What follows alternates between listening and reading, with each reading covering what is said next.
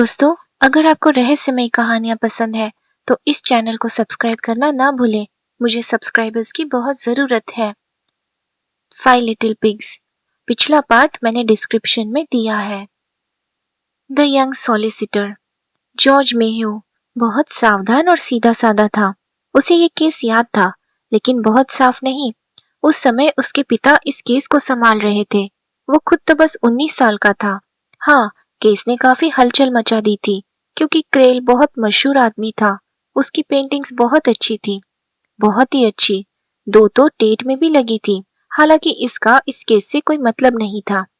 समझ नहीं पा रहा था कि पॉयरो की इसमें दिलचस्पी क्यों है। बेटी के लिए? सच में? कनाडा? उसने तो सुना था न्यूजीलैंड। जॉर्ज मेह्यू थोड़ा नरम पड़ा। उसने खुलकर बात करना शुरू की। किसी लड़की की जिंदगी में यह बहुत बड़ा झटका था। उसे उस लड़की के लिए गहरी सिंपैथी थी। अच्छा होता अगर उसे कभी सच्चाई पता न चलती, लेकिन अब ये कहने से क्या फायदा। वो जानना चाहती है। हाँ, लेकिन जानने जैसा है ही क्या। ट्रायल की रिपोर्ट्स है, बस। उसे खुद भी ज्यादा पता नहीं था। नहीं, उसे लगता था कि मिसेस क्रेल के गिल्टी होने में ज्यादा शक की गुंजाइश नहीं थी। हाँ, कुछ हद तक उसके पास एक्सक्यूज था। आर्टिस्ट रहने के लिए मुश्किल लोग होते हैं। क्रेल के साथ तो हमेशा कोई ना कोई औरत का मामला था, और मिसेस क्रेल शायद पजेसिव टाइप की औरत थी। सच स्वीकार नहीं कर पाती थी। आजकल होती तो बस तलाक ले लेती और आगे बढ़ जाती। उसने धीरे से जोड़ा, लेट मी सी। अरे हाँ, लेडी डिटी शैम ही तो वो लड़की थी। पॉयरो ने कहा कि हाँ, वो भी यही मानता है। मेह्यू बोला, अखबारों में उसका नाम आता रहता है। वो कई बार डिवोर्स कोर्ट में जा चुकी है। बहुत अमीर औरत है। डिटी शैम से पहले वो उस एक्सप्लोरर से शादीशुदा थी। वो हमेशा पब्लिक आई में रहती है। मुझे लगता है उसे पब्लिसिटी पसंद है। पॉयरो ने कहा, या शायद हीरो वर्शिपर है। ये सोचकर मेह्यू थोड़ा असहज हुआ। खैर हाँ, शायद ऐसा भी हो सकता है। पॉयरो ने पूछा, क्या आपकी फर्म मिसेस क्रेल के लिए लंबे समय से काम कर रही थी? मेह्यू ने सिर हिलाया। नहीं, जॉनथन एंड जॉनथन उनकी फर्म थी, लेकिन हालात ऐसे हो गए कि मिस्टर जॉनथन खुद मिसेस क्रेल का केस नहीं ले पाए, तो उन्होंने मेरे पिता को ये केस दे दिया। मिस्टर पॉयरो, आपको मिस्टर जॉनथन से जरूर मिलना चाहिए। वो अब रिटायर्ड है, 70 साल से ऊपर, लेकिन क्रेल फैमिली को अच्छे से जानते थे। मुझसे कहीं ज्यादा बता पाएंगे। मैं तो उस समय लड़का था, शायद कोर्ट में भी नहीं था। पॉयरो उठ खड़ा हुआ। मेह्यू ने भी खड़े होकर कहा, आप हमारे मैनेजिंग क्लर्क एडमंड से भी मिल सकते हैं। वो उस समय हमारे साथ था और इस केस में उसकी दिलचस्पी थी। एडमंड्स एडमंड्स धीरे बोलने वाला आदमी था। उसकी आंखों में कानूनी सतर्कता झलकती थी। उसने पॉयरो को ध्यान से देखा, फिर बोला, हाँ, मुझे क्रेल केस याद है, और गंभीरता से कहा, यह बहुत शर्मनाक मामला था। उसकी तेज निगाहें पॉयरो पर टिकी। इतने सालों बाद ये सब क्यों खोद पाड़ रहे हैं? पॉयरो ने पूछा। कोर्ट का फैसला हमेशा आखिरी सच नहीं होता, है ना? एडमंड्स ने धीरे से कहा, इसमें तो आप गलत नहीं कह रहे। पॉयरो बोला, मिसेस क्रेल की एक बेटी थी। हाँ, याद है। शायद उसे रिश्तेदारों के पास विदेश भेज दिया गया था। पॉयरो ने कहा, वो बेटी मानती है कि उसकी माँ निर्दोष थी। एडमंड्स की भौहें ऊपर उठ गई। ओह, तो ये बात है। पॉयरो ने पूछा, क्या आप कुछ ऐसा बता सकते हैं जो इस विश्वास को मजबूत करे? एडमंड्स ने सोचा, फिर सिर हिलाया। ईमानदारी से कहूं तो नहीं। हाँ, मैं मिसेस क्रेल की इज्जत करता था। वो किसी भी हाल में एक लेडी थी, उस दूसरी औरत जैसी नहीं। मिसेस क्रेल में क्लास था। पॉयरो ने पूछा, लेकिन फिर भी आप उन्हें मर्डरस मानते हैं? एडमंड्स ने भौहें सिकोड़ते हुए कहा, मैं रोज सोचता था, नहीं, ये नहीं हो सकता। लेकिन सच ये है कि वो हेमलॉक अपने आप मिस्टर क्रेल की बेयर में नहीं गया। किसी ने डाला था, और अगर मिसेस क्रेल ने नहीं डाला तो फिर किसने? पॉयरो ने कहा, यही तो सवाल है, किसने? एडमंड्स ने तेज निगाहों से उसे देखा। तो ये आपका ख्याल है, लेकिन मेरे हिसाब से कुछ भी ऐसा इशारा नहीं था। पॉयरो ने पूछा, आप कोर्ट में हर दिन थे? हाँ। क्या गवाहों में से किसी ने झूठ बोला, या किसी के पास मिस्टर क्रेल को मारने की वजह थी? एडमंड्स ने सीधा कहा, यह तो बड़ा मेलोड्रामेटिक सवाल है। पॉयरो ने कहा, कम से कम इस पर विचार तो करें। एडमंड्स ने कुछ देर सोचा, फिर बोला, मिस ग्रेयर। लेकिन उसे मिस्टर क्रेल जिंदा चाहिए था। मिसेस क्रेल को वो फांसी दिलवाना चाहती थी, क्योंकि मौत ने उसका आदमी उससे छीन लिया था, जैसे कोई गुस्साई शेरनी। मिस्टर फिलिप ब्लेक भी मिसेस क्रेल के खिलाफ था। पक्षपाती था। मौका मिलते ही वो उस पर वार करता था।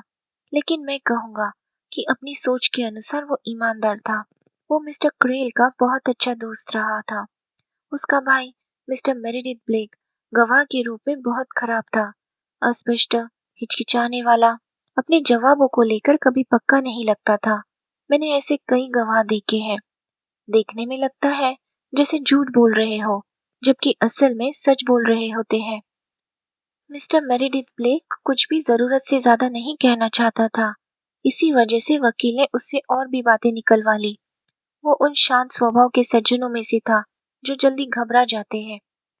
अब गवर्नेंस की बात करें तो उसने उनका अच्छी तरह सामना किया, बेकार की बातें नहीं की और सीधे सटीक जवाब दिए। उसे सुनकर आप ये नहीं कह सकते थे कि वो किस पक्ष में है। उसका दिमाग पूरी तरह से काम कर रहा था, फुर्तीली किस्म की थी। वो रुका।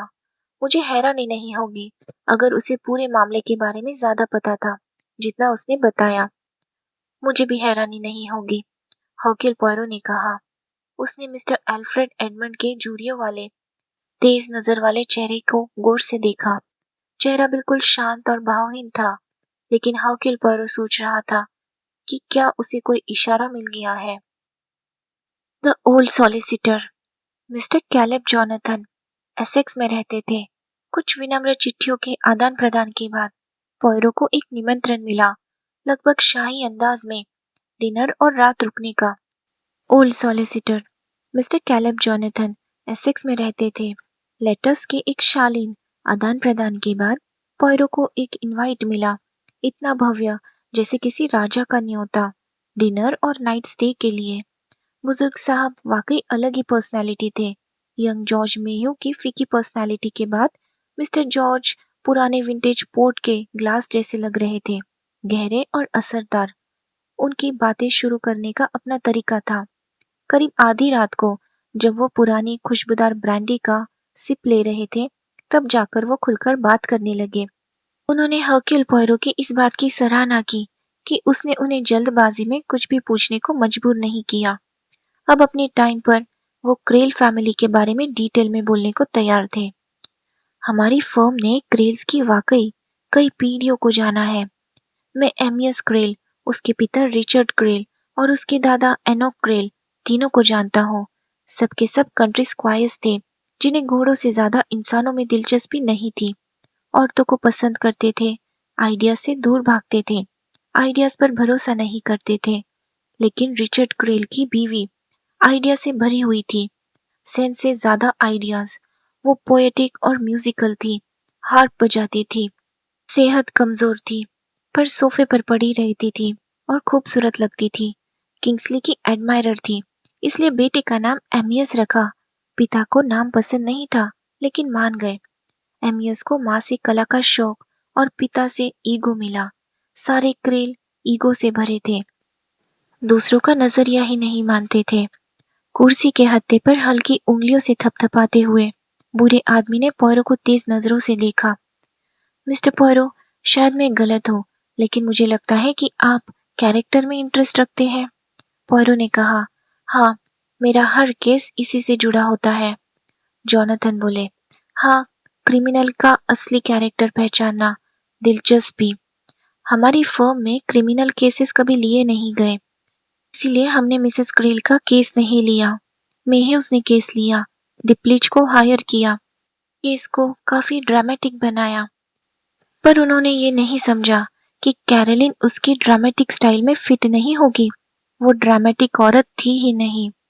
पोयरोट ने पूछा, तो वो कैसी थी? मैं यही सबसे ज्यादा जानना चाहता हूँ। जॉनथन ने कहा, मैं उसे शादी से पहले जानता था, कैरोलिन स्पेल्डिंग के नाम से। वो एक बेचैन, दुखी, लेकिन बेहद जिंदा दिल लड़की थी। उसकी माँ जल्द ही विधवा हो गई। फिर माँ ने दूसरी शादी की, एक और बच्चा हुआ। बहुत दुखद, बहुत पीड़ादायक।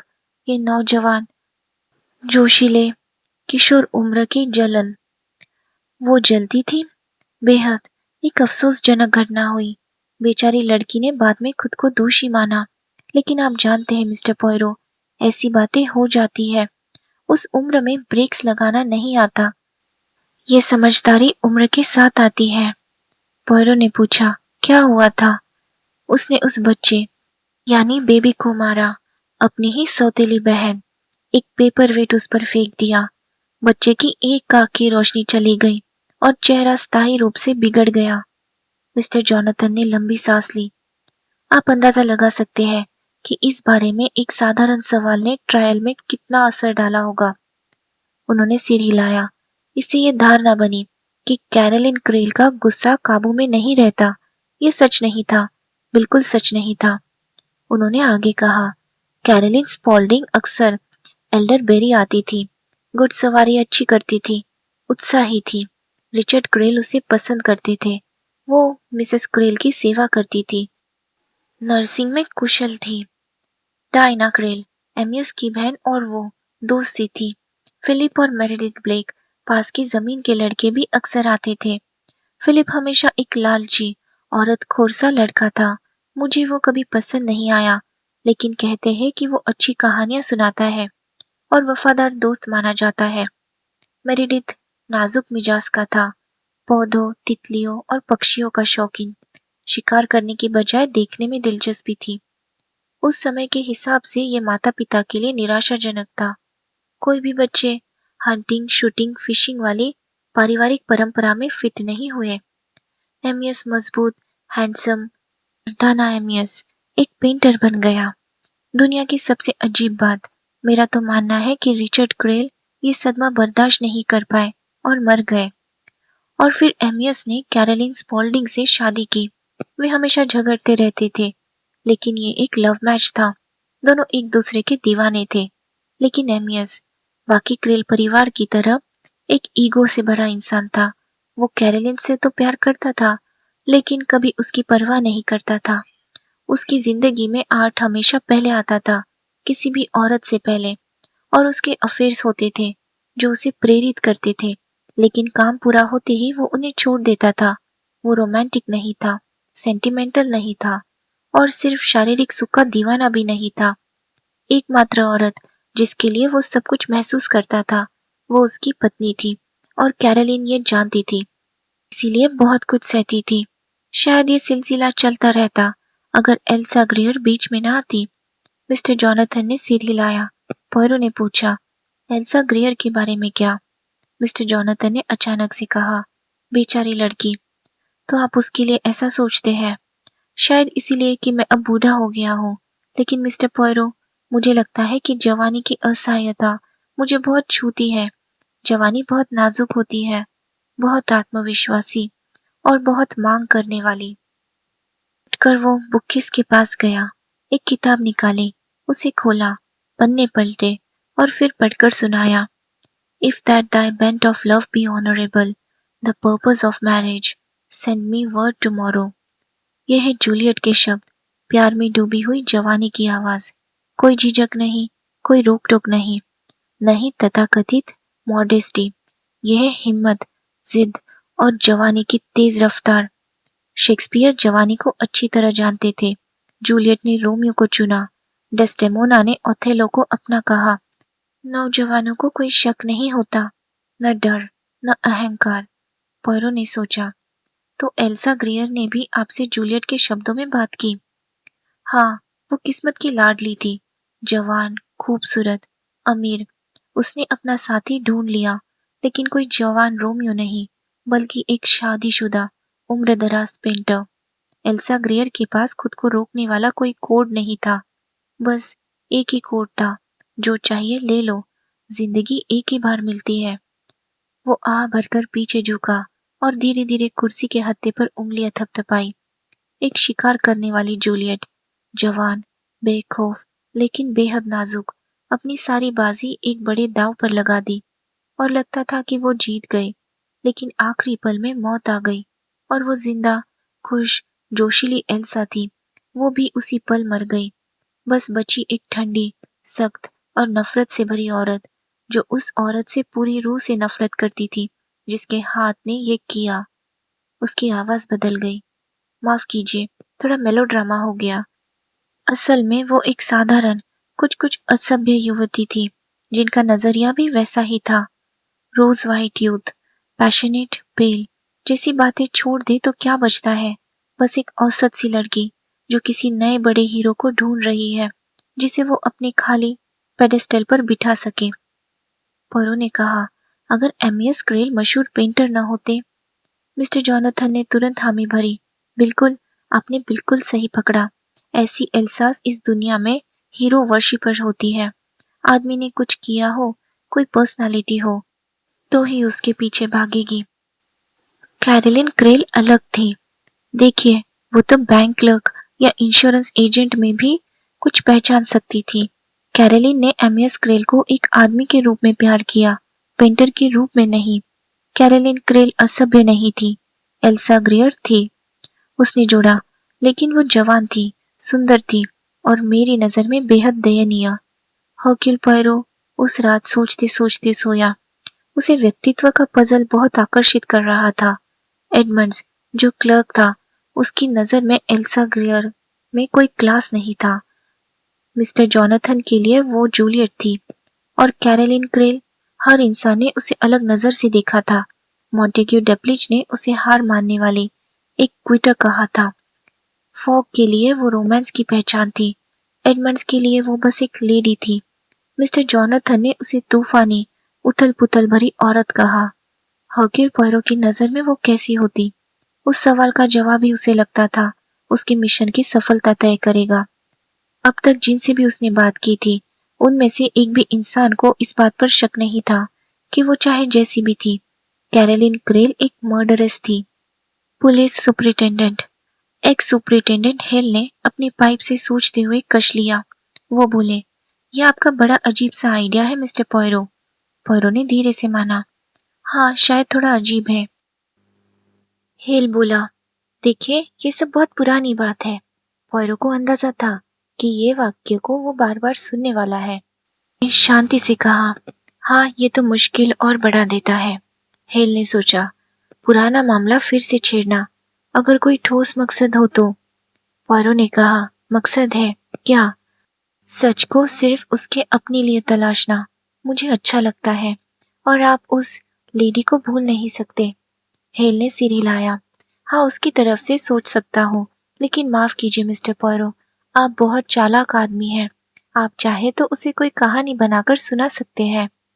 पोयरो ने जवाब दिया, आप उस लेडी को नहीं जानते। अरे भाई, आपके जैसे एक्सपीरियंस्ड आदमी। पोयरो तनकर बोला, मैं एक झूठा नहीं हूँ। हेल बोला, माफ कीजिए, मेरा मतलब बुरा नहीं था, बस मुझे ये लगा कि सब एक अच्छी कॉज के लिए होगा। पोयरो ने हल्के से कहा, क्या अच्छा होता इसमें? हेल ने धीरे धीरे बोला, ये तो बुरी किस्मत है कि एक खुश मासूम लड़की जिसकी शादी होने वाली हो, उसे पता चले कि उसकी माँ एक मर्डरस थी। अगर मैं आपकी जगह होता तो उसे कह देता कि ये एक सुसाइड था, केस डिप्लिच ने गलत लिया था और मुझे पूरा यकीन है कि क्रेल ने खुद को जहर दिया है। पोयरो ने ठंडे स्वर में कहा, लेकिन मुझे पूरा शक है। मैं एक मिनट के लिए भी नहीं मान सकता कि क्रेल खुद को जहर दे सकता है। और आप, क्या आपको लगता है ऐसा हो सकता है? हेल ने धीरे से सिर हिलाया। पोयरो बोला, देखा, मुझे तो सिर्फ सच चाहिए, न कोई झूठा मूठा बहाना। हेल ने पोयरो को ध्यान से देखा। उसका चौकोर लाल सा चेहरा और भी लाल और कठोर हो गया। आप सच की बात करते हैं।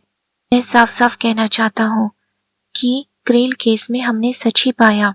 पोयरो ने तुरंत कहा, आपके मुंह से ये सुनना मेरे लिए बहुत मायने रखता है। मैं जानता हूँ कि आप ईमानदार और सक्षम आदमी हैं। अब बताइए, क्या आपको कभी जरा शक हुआ कि मिसेस क्रेल दोषी नहीं थी? हेल ने फौरन जवाब दिया, जरा भी शक नहीं मिस्टर पोयरो। हालात शुरू से उनकी तरफ इशारा करते थे और जो भी तथ्य हमने पाए, उन्होंने उसी बात को पुख्ता किया। क्या आप उनके खिलाफ सबूत का संक्षेप दे सकते हैं? हाँ, आपका खत मिलने पर मैंने केस फिर से देखा। उसने एक छोटा नोटबुक उठाया। मैंने मुख्य तथ्य इसमें लिख लिए हैं। धन्यवाद मेरे दोस्त, मैं सुनने को उत्सुक हूँ। हिल ने गला साफ किया। उसकी आवाज में हल्की आधिकारिक सख्ती आ गई। 18 सितंबर को दोपहर 2:45 पर इंस्पेक्टर कॉनवे को डॉक्टर एंड्रयू फॉसेट का फोन आया। डॉक्टर ने बताया कि एमएस क्रेल की अचानक मौत हो गई है और हालात वो मिस्टर ब्लेक, जो घर में मेहमान थे, के बयान को देखते हुए ये मामला पुलिस का है। इंस्पेक्टर कॉनवे एक सार्जेंट और पुलिस सर्जन के साथ तुरंत एल्डरबेरी पहुंचे। डॉक्टर फॉसेट वहां थे और उन्होंने उन्हें मृत शरीर दिखाया जिसे छेड़ा नहीं गया था। मिस्टर क्रेल एक छोटे बगीचे में पैट्रिक गार्डन में पेंटिंग कर रहे थे। ये जगह समुद्र की ओर दिखती थी और इसमें छोटे छोटे तोप लगे थे। ये घर से 4 मिनट की दूरी पर था। उस दिन वो लंच के लिए घर नहीं गया क्योंकि वो पत्थर पर रोशनी का एक खास असर पकड़ना चाहता था और बाद में सूरज की दिशा सही नहीं होती। ये कोई असामान्य बात नहीं थी। वो अक्सर दोपहर के खाने के समय की परवाह नहीं करता था। कभी कभी सैंडविच भेज दिया जाता, लेकिन ज्यादातर वो अकेले रहना पसंद करता था। उसे आखिरी बार जिंदा मिस एल्सा ग्रेयर घर में ठहरी और मिस्टर मेरिडिथ ब्लेक पास के पड़ोसी ने देखा। दोनों घर लौटकर बाकी लोगों के साथ लंच करने गए। लंच के बाद कॉफी टेरेस पर पी गई। मिसेस क्रेल ने कॉफी खत्म कर कर कहा कि वो देखने जाएंगे कि एमएस कैसा कर रहा है। मिस सेसिलिया विलियम्स, गवर्नेस, उनके साथ होली। वो अपनी छात्रा miss Angela Warren, Mrs curl की सौतेली बहन का खोया हुआ पुलोवर ढूंढ रही थी और सोचा कि शायद वो बीच पर रह गया हो। दोनों साथ निकली। रास्ता नीचे जंगल से होकर बैटरी गार्डन के दरवाजे पर जाता था। वहां से या तो गार्डन में जाया जा सकता था या रास्ता समुद्र तट की ओर जाता था। मिस विलियम्स समुद्र तट की ओर चली गई और मिसेस क्रेल गार्डन में गई, लेकिन तुरंत ही उन्होंने चीख मारी और मिस विलियम्स लौट आई। मिस्टर क्रेल एक बेंच पर लेटा था और मर चुका था। मिसेस क्रेल के कहने पर मिस विलियम्स डॉक्टर बुलाने के लिए घर भागी, लेकिन रास्ते में मिस्टर मेरिडिथ ब्लेक मिल गए तो उन्होंने ये जिम्मेदारी उन्हें दे दी और खुद मिसेस क्रेल के पास वापस लौट आई।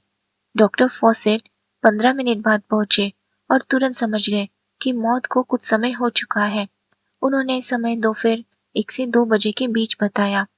कोई चोट का निशान नहीं था और उनकी मुद्रा सामान्य थी, लेकिन डॉक्टर, जो उनके स्वास्थ्य को अच्छी तरह जानते थे और जानते थे कि कोई बीमारी नहीं थी, गंभीर हो गए। इसी समय मिस्टर फिलिप ब्लेक ने डॉक्टर को एक बयान दिया। हेल ने यहाँ रुककर गहरी सांस ली और मानो अध्याय 2 शुरू किया। इसके बाद मिस्टर ब्लेक ने यही बात इंस्पेक्टर कॉनवे को भी बताई। बात ये थी कि उसी सुबह उन्हें अपने भाई मिस्टर मेरिडिथ ब्लेक, जो हैंडक्रॉस मैनर में रहते थे, करीब 1.5 मील दूर से एक फोन आया। मिस्टर मेरिडिथ ब्लेक एक शौकिया केमिस्ट थे, या शायद हर्बलिस्ट कहना सही होगा। उस सुबह जब वो अपने लैब में गए तो उन्होंने देखा कि एक बोतल जिसमें हेमलॉक रखा था, जो पिछले दिन पूरी भरी हुई थी, अब लगभग खाली थी। इस बात से वो घबरा गए और परेशान होकर अपने भाई को फोन किया कि अब क्या करना चाहिए। मिस्टर फिलिप ब्लेक ने कहा कि वो तुरंत एल्डरबेरी आ जाएंगे और वहीं बात करेंगे। वो खुद अपने भाई को रास्ते में मिले और दोनों साथ घर पहुंचे। तय हुआ कि लंच के बाद फिर बात करेंगे। आगे की पूछताछ में इंस्पेक्टर कॉनवे को ये तथ्य मिले। पिछले दिन दोपहर एल्डरबेरी से पहुंचे लोग चाय पीने हैंडक्रॉस मैनर गए थे। मिस्टर और Mrs curl, miss Angela Warren, miss Elsa ग्रेयर और मिस्टर फिलिप ब्लेक। चाय के दौरान मिस्टर मेरिडिथ ब्लेक ने अपने शौक के बारे में लंबा भाषण दिया और सबको अपनी छोटी सी लैब में घुमाया। वहां उन्होंने कुछ खास ड्रग्स के बारे में बताया, जिनमें से एक थी कोनाइन, जो स्पॉटेड हेमलॉक से बनाते थे।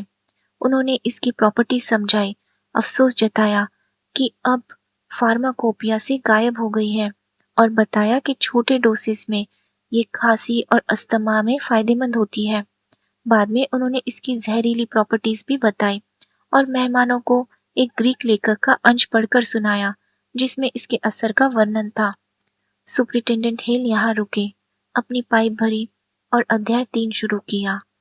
कर्नल फेरे, चीफ कांस्टेबल, ने ये केस उनके हाथ में दिया। पोस्टमार्टम रिपोर्ट ने शक की गुंजाइश खत्म कर दी। कॉनाइन मिली। ये पोस्टमार्टम में कोई खास निशान नहीं छोड़ती, लेकिन डॉक्टर्स को पता था क्या देखना है और पर्याप्त मात्रा में ड्रग मिल गई। डॉक्टर का कहना था कि ये मौत से 2 से 3 घंटे पहले दी गई होगी। मिस्टर क्रेल के सामने टेबल पर एक खाली ग्लास और खाली बियर की बोतल थी। बोतल में कॉनाइन नहीं था, लेकिन ग्लास में जरूर था। जांच में पता चला कि बैटरी गार्डन में एक छोटा समर हाउस था, जहां बियर और ग्लासेस रखे जाते थे ताकि मिस्टर क्रेल पेंटिंग करते समय पी सके। लेकिन उस दिन सुबह मिसेस क्रेल खुद घर से एक ठंडी बियर की बोतल ले आई। उस वक्त मिस्टर क्रेल पेंटिंग कर रहे थे और मिस ग्रेयर पोज कर रही थी। मिसेस क्रेल ने बियर खोली, ग्लास में डाली और अपने पति को दी। उन्होंने एक ही घूंट में पी ली, ये उनकी आदत थी।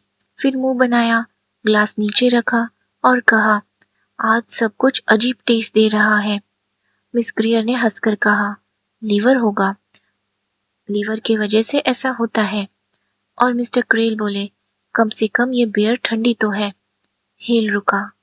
पॉयरो ने पूछा, ये कितने बजे हुआ? हेल ने कहा, करीब 11:15 बजे। फिर बताया कि उसके बाद मिस्टर क्रेल ने हाथ पैर में दर्द की शिकायत की, लेकिन वो बीमारी को मानने वाले आदमी नहीं थे और चाहते थे सब उन्हें अकेला छोड़कर लंच पर जाए। पॉयरो ने सिर हिलाया। हेल बोला, तो क्रेल अकेले एक बैटरी गार्डन में रह गया। मांसपेशियों में पैरालिसिस शुरू हुआ और मदद न मिलने से मौत हो गई। इसके बाद हेल ने कहा, पिछले दिन मिसेस क्रेल और मिस ग्रेयर के बीच बहुत बड़ा झगड़ा हुआ था। मिस ग्रेयर ने फर्नीचर के बारे में कहा, जब मैं यहाँ रहूंगी तो सब बदल दूंगी। मिसेस क्रेल ने पूछा, क्या मतलब, जब तुम यहाँ रहोगी? मिस ग्रेयर बोली, कैरोलिन, तुम अच्छी तरह जानती हो कि एमियस और मैं एक दूसरे से प्यार करते हैं और शादी करने वाले हैं। मिसेस क्रेल ने कहा, मुझे कुछ नहीं पता।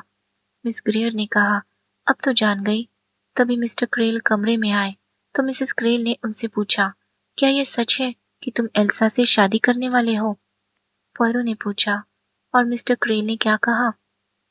हेल ने बताया, उन्होंने मिस ग्रेयर पर गुस्सा किया। ये बात क्यों उगल दी? चुप नहीं रह सकती क्या? फिर मिसेस क्रेल ने दोबारा पूछा, क्या ये सच है? उन्होंने मुंह फेर लिया, कुछ बड़बड़ाए और बोले, हाँ ये सच है, लेकिन अभी बात नहीं करना चाहता। फिर कमरे से निकल गए। मिस ग्रेयर ने कहा, देखा, और कहा सबको रैशनल रहना चाहिए। कैरोलिन और एमियस अच्छे दोस्त बने रह सकते हैं। मिसेस क्रेल हंसी और बोली, मैं ऐसा नहीं होने दूंगी एल्सा। दरवाजे से बाहर जाते हुए पीछे मुड़ी और कहा, मैं एमियस को मार दूंगी इससे पहले कि तुम्हें सौंप दो। हेल रुके और बोले, काफी ड्रामेटिक है ना? पॉयरो ने पूछा, इस झगड़े को किसने सुना? हेल ने कहा, मिस विलियम्स और फिलिप ब्लेक ने। दोनों की गवाही लगभग एक जैसी थी। फिर हेल बोले, घर की तलाशी में मिसेस क्रेल के कमरे में दराज के नीचे, कुछ स्टॉकिंग्स के नीचे, जैस्मिन सेंट की एक खाली बोतल मिली। उसमें सिर्फ मिसेस क्रेल के फिंगरप्रिंट्स थे। एनालिसिस में उसमें जैस्मिन ऑयल के हल्के निशान और कॉनाइन हाइड्रोब्रोमाइड का स्ट्रॉन्ग सोल्यूशन मिला। मैंने मिसेस क्रेल को चेतावनी दी और उन्हें वो बोतल दिखाई। उन्होंने तुरंत जवाब दिया। उन्होंने कहा कि वो उस समय बहुत दुखी और परेशान थी। मिस्टर मेरेडिथ ब्लेक की ड्रग के बारे में डिस्क्रिप्शन सुनने के बाद वो फिर से लैब में गई, अपनी बैग में रखी जैस्मिन सेंट की बोतल खाली की और उसमें कॉनाइन डाल दिया। जब मैंने पूछा कि ऐसा क्यों किया, तो उन्होंने कहा, मैं कुछ बातों के बारे में ज्यादा बोलना नहीं चाहती, लेकिन मुझे बहुत बड़ा धक्का लगा था। मेरे पति मुझे छोड़कर दूसरी औरत के पास जाने वाले थे। अगर ऐसा होता तो मैं जीना नहीं चाहती थी, इसलिए मैंने ये लिया। हेल ने रुककर बात खत्म की। पॉयरो ने कहा, आखिर ये काफी हद तक सही भी हो सकता है। शायद मिस्टर पॉयरो, लेकिन ये उसकी उस बात से मेल नहीं खाता था जो लोगों ने सुनी थी। और फिर अगले दिन सुबह एक और सीन हुआ। मिस्टर फिलिप ब्लेक ने उसका एक हिस्सा सुना और मिस ग्रेयर ने दूसरा हिस्सा। ये लाइब्रेरी में मिस्टर और मिसेस क्रेल के बीच हुआ। मिस्टर ब्लेक हॉल में थे और कुछ टुकड़े सुन पाए। मिस ग्रेयर लाइब्रेरी की खुली खिड़की के पास बैठी थी और उन्होंने ज्यादा सुना। पॉयरो ने पूछा, तो मिस एल्सा ग्रेयर ने क्या सुना? ब्लेक ने सुना कि मिसेस क्रेल कह रही थी, तुम और तुम्हारी औरतें मैं तुम्हें एक दिन मार दूंगी। पॉयरो ने नोट किया।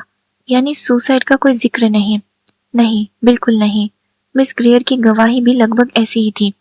उनके मुताबिक मिस्टर क्रेल ने कहा, कैरोलिन, इस बारे में समझदारी से सोचो। मैं तुम्हें चाहता हूँ और हमेशा तुम्हारे और बच्चे के लिए अच्छा सोचूंगा, लेकिन मैं एल्सा से शादी करने जा रहा हूँ।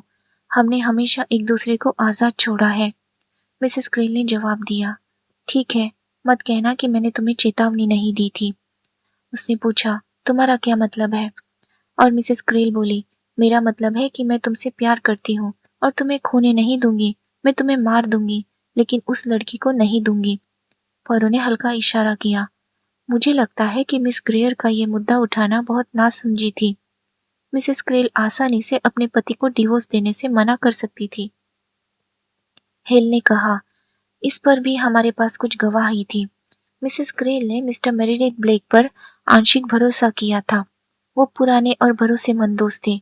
उन्हें बहुत दुख हुआ और उन्होंने मिस्टर क्रेल से इस बारे में बात करने की कोशिश की। ये पिछले दोपहर की बात है। ब्लेक ने अपने दोस्त को समझाया कि यह शादी ऐसे खराब होना दुखद है और मिस ग्रेयर बहुत छोटी लड़की है। उसे डिवोर्स कोर्ट में घसीटना गलत होगा।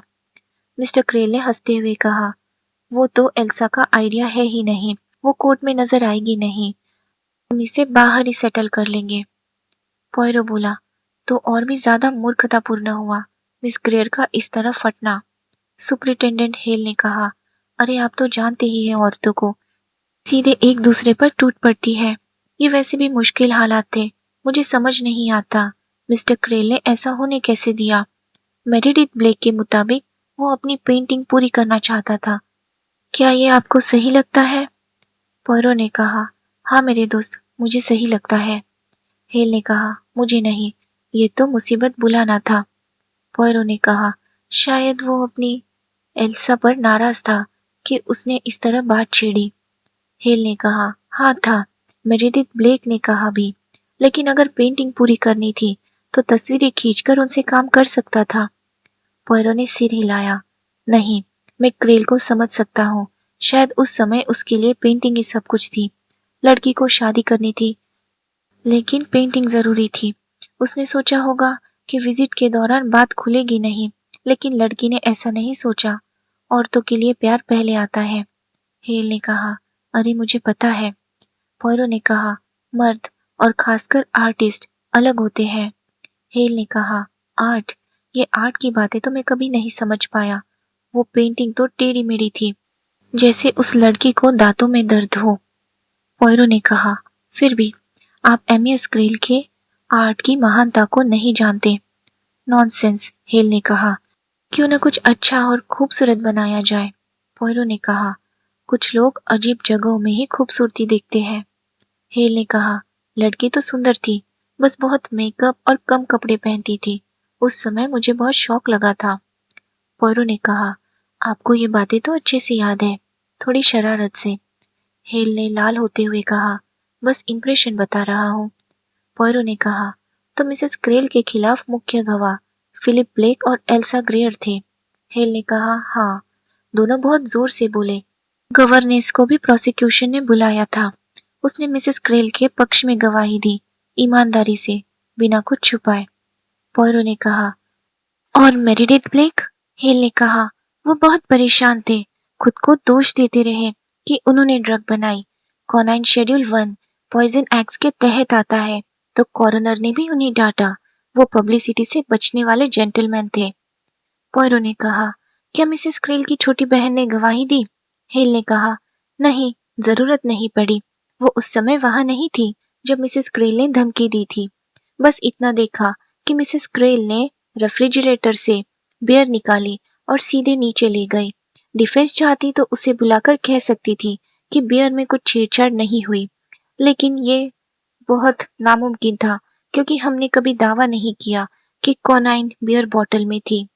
उसने ग्लास में जहर कैसे डाला जब वो दोनों देख रहे थे? देख रहे थे मतलब? पहले तो वो दोनों देख ही नहीं रहे थे। मिस्टर क्रेल पेंटिंग कर रहे थे, कैनवस और सिटर को देख रहे थे, और मिस ग्रेयर पोज करे बैठी थी, पीठ लगभग मिसेस क्रेल की तरफ, और उसकी नजर मिस्टर क्रेल के कंधे के ऊपर से थी। पोयरो ने सिर हिलाया। यानी मिसेस क्रेल पर किसी की नजर नहीं थी। के पास वो शीशी थी जिसमें जहर था, जैसे फाउंटेन पेन में यूज होता है, और वो बाहर चकनाचूर हालत में हमें मिला। पोयरो बुदबुदाया, तुम्हारे पास हर बात का जवाब है। अरे सोचिए मिस्टर पोयरो, वो लैब से जहर लेती है, बॉटल उसके कमरे में मिलती है और किसी ने भी उसे छुआ तक नहीं, सिवाय उसके। फिर वो खुद ठंडी बियर ले जाकर उसे देती है। ये अपने आप में अजीब है, क्योंकि वो दोनों बोलचाल में नहीं थे। बहुत अजीब बात है, मैंने भी नोटिस किया था ये। हाँ, यही तो सबूत है। अचानक वो इतनी फ्रेंडली क्यों हो गई? उसने बियर का टेस्ट बुरा कहा, और कोनाइन का टेस्ट भी वैसे खराब ही होता है। उसने ऐसे अरेंज किया कि वो बॉडी पाए और दूसरी औरत को फोन करने भेजा। क्यों? ताकि बॉटल और ग्लास साफ कर सके, मिस्टर क्रेल की उंगलियों के निशान उन पर लगा सके, फिर कह सके कि वो गिल्टी महसूस करके सुसाइड कर गया। बहुत ही बेकार कहानी है। क्रेल आगे बोला, एक तरह से ये सोच समझकर किया गया क्राइम है और एक तरह से नहीं। मेरा नहीं मानना कि उसने पूरा प्लान बनाया था, बस अंधाधुंध कर दिया। पोयरो बुदबुदाया, सोचने वाली बात है। हेल ने पूछा, क्या अब आपको यकीन हो गया है कि यह सिंपल केस है? लगभग, पर पूरी तरह नहीं। कुछ अजीब मुद्दे हैं। क्या आपको कोई दूसरा सॉल्यूशन नजर आता है? पोयरो ने कहा। उस सुबह बाकी सब लोग कहाँ थे? हमने सब चेक किया, किसी के पास कोई पक्का एलिबाई नहीं था। जहर में होता भी नहीं। लेकिन आपको नहीं लगता कि किसी ने पहले से जहर दे दिया हो? नहीं, मिस्टर क्रेल को बदहजमी नहीं थी, और वैसे भी बाकी लोग उससे अच्छे फ्रेंडली थे। मिस्टर फिलिप ब्लेक उसका सबसे अच्छा दोस्त था। मिस ग्रेयर उससे प्यार करती थी। मिस विलियम्स उसे शायद पसंद नहीं करती थी, पर इस वजह से जहर नहीं दिया जाता। मिस वॉरेन कभी-कभी उससे झगड़ती थी, लेकिन वो भी उससे लगाव रखती थी, और बचपन में उसे चोट भी मिसेस क्रेल ने गुस्से में दी थी, जिससे पता चलता है कि मिसेस क्रेल का गुस्सा तेज था। शायद, पोयरो ने सोचा, इससे ये भी पता चलता है कि एंजेला वॉरेन के पास मिसेस क्रेल से बदला लेने का कारण था। शायद, पर मिस्टर क्रेल से नहीं। वैसे भी मिसेस क्रेल अपनी छोटी बहन से बहुत प्यार करती थी। उसे घर में रखा, अच्छे से पाला और ट्रायल से दूर रखा। मिस वॉरेन अब बहुत फेमस हो गई है, दुनिया घूमती है, लेक्चर देती है, और कोई ट्रायल याद भी नहीं करता, क्योंकि नाम भी अलग था। और उस वक्त वो छोटी बच्ची कहाँ थी?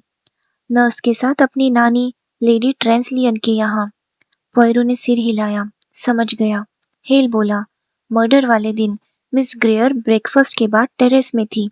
उसने झगड़ा सुना, फिर मिस्टर क्रेल के साथ बैटरी गार्डन गई और लंच तक पोज देती रही। फिलिप ब्लेक घर में था। थोड़ी बहस सुनी, फिर अखबार पढ़ा, फिर भाई के साथ समुद्र किनारे गया और वापस बैटरी गार्डन के पास से गुजरा। उस वक्त मिस ग्रेयर पुल ओवर लेने घर गई थी और मिसेस क्रेल अपने पति के साथ एंजेला के स्कूल जाने की बात कर रही थी। ओह, तो ये तो काफी अच्छी बातचीत हो रही थी उन दोनों के बीच में। नहीं, दोस्ताना तो बिल्कुल नहीं था। सुना है क्रेल उस पर काफी चिल्ला रहा था। उसे घरेलू बातों में दखल देने पर चिढ़ हो रही थी। मेरा ख्याल है, अगर वो अलग होना चाहता था, तो वो सब साफ-साफ निपटा लेना चाहता था। पोयरो ने सिर हिलाया। हिल आगे बोला, दोनों भाइयों ने एमियस क्रेल से कुछ बातें की। फिर मिस ग्रेयर वापस आई, अपनी जगह खड़ी हो गई, और क्रेल ने फिर से ब्रश उठा लिया। साफ दिख रहा था कि वो उनसे छुटकारा पाना चाहता था। उन्होंने इशारा समझ लिया और घर की तरफ चली गए। बैटरी पर पहुंचने पर वैसे एमियस क्रेल ने शिकायत की कि नीचे रखा सारा बियर गर्म है, तो उसकी पत्नी ने वादा किया कि वो ठंडी बियर ले आएगी। हाँ, हाँ, आहा, वो इस बारे में बहुत मीठे अंदाज में बोली। वे लोग ऊपर घर में गए और टेरेस में बैठ गए। वहीं मिसेस क्रेल और एंजेला वॉरेन ने उन्हें बियर लाकर दी। थोड़ी देर बाद एंजेला वॉरेन समुद्र की तरफ गई और फिलिप ब्लेक उसके साथ गया। मेरेडिथ ब्लेक बैटरी गार्डन के ऊपर बने एक छोटे से साफ हिस्से में, जहां बैठने की जगह थी, चला गया। वहां से वो मिस ग्रेयर को किले की दीवार पर पोज देते देख सकता था, उसकी और क्रेल की बातें सुन सकता था। वो वहीं बैठकर कोनाइन वाली बात पर सोचता रहा। वो अभी बहुत परेशान था और समझ नहीं पा रहा था कि क्या करे। एल्सा ग्रेयर ने उसे देखा और हाथ हिलाकर इशारा किया। दोपहर के खाने की घंटी बजने पर वो बैटरी की तरफ उतरा और एल्सा ग्रेयर के साथ घर लौट आया। तब उसने नोटिस किया कि क्रेल कुछ अजीब लग रहा था, लेकिन उस समय उसने ध्यान नहीं दिया। क्रेल ऐसा आदमी था जो कभी बीमार नहीं पड़ता था, तो किसी के दिमाग में ये बात आती ही नहीं थी। हाँ, उसके गुस्से और उदासी के मूड आते जाते रहते थे, खासकर जब पेंटिंग उसकी मर्जी के अनुसार न चल रही हो। ऐसे समय में लोग उसे अकेला छोड़ देते और उससे कम से कम बातें करते। इस बार भी इन दोनों ने यही किया। बाकियों की बात करें तो नौकर चाकर घर का काम और दोपहर का खाना बनाने में लगे थे। मिस विलियम्स सुबह का आधा समय स्कूल के कमरे में कॉपी जांचने में लगी थी। फिर वो कुछ सिलाई का काम लेकर बरामदे में चली गई। एंजेला वॉरेन ने सुबह का ज्यादातर समय बगीचे में इधर-उधर घूमते, पेड़ों पर चढ़ते और चीजें खाते हुए बताया। तुम जानते हो 15 साल की लड़की कैसी होती है, बेर, खट्टे सेब, सख्त नाशपाती वगैरह। फिर वो घर लौटी और जैसा मैंने कहा, फिलिप ब्लेक के साथ समुद्र किनारे गई। सुपरिटेंडेंट हेल रुका और बोला, तो अब बताओ। उसने चुनौती भरे लहजे में कहा, तुम इसमें से कुछ झूठ मानते हो? पॉयरों ने कहा, जरा भी नहीं। तो बस इन दो शब्दों में ही बहुत कुछ छिपा था। लेकिन फिर भी, हर्क्यूल पॉयरो ने कहा, मैं खुद संतुष्ट होना चाहता हूँ। मैं, क्या करने वाले हो? मैं इन 5 लोगों से मिलने जाऊंगा और हर एक से उसकी अपनी कहानी सुनूंगा। सुपरिटेंडेंट हेल ने गहरी उदासी के साथ सांस छोड़ी और बोला, इनमें से किसी की भी कहानी दूसरी से नहीं मिलेगी। ये तो तुम समझते ही होगे कि कोई भी 2 लोग एक घटना को बिल्कुल एक ही क्रम में याद नहीं रखते, और इतने समय बाद तो बिल्कुल नहीं। तुम्हें 5 अलग-अलग कहानियां सुनने को मिलेगी, जैसे 5 अलग-अलग हत्याएं हुई हो। यही तो, पॉयरो ने कहा, यही तो मैं चाहता हूँ।